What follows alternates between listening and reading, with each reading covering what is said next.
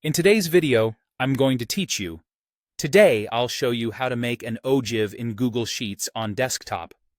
An ogive is simply a cumulative frequency graph, and it's a great way to see how your data builds up across values or class boundaries. Start by entering your data values in a single column in Google Sheets. Put a clear header in the first row so you know what you're looking at, then list your values under it, one per cell.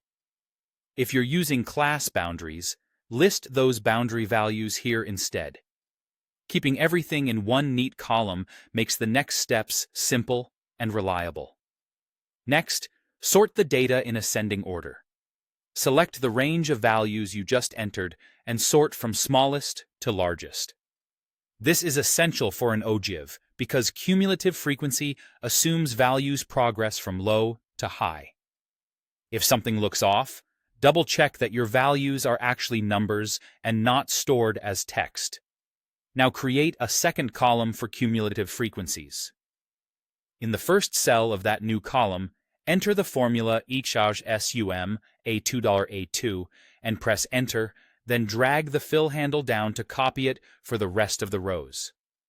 This creates a running total that increases as you go down the column. If your first column lists individual observations, this running total will reflect how the count accumulates.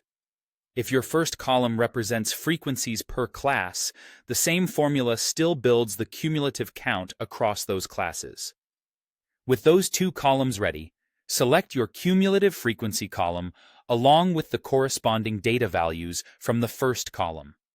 You want to highlight both so Sheets knows what to use for the horizontal and vertical axes. Go to the Insert menu and choose Chart. By default, Google Sheets may guess a chart type, but for an ogive, you want a line-based display. If it doesn't appear automatically, switch it to a line chart in the chart editor. For a cleaner ogive curve, change the chart type to Smooth Line. This softens the angles and makes the cumulative rise easier to read without changing the underlying data.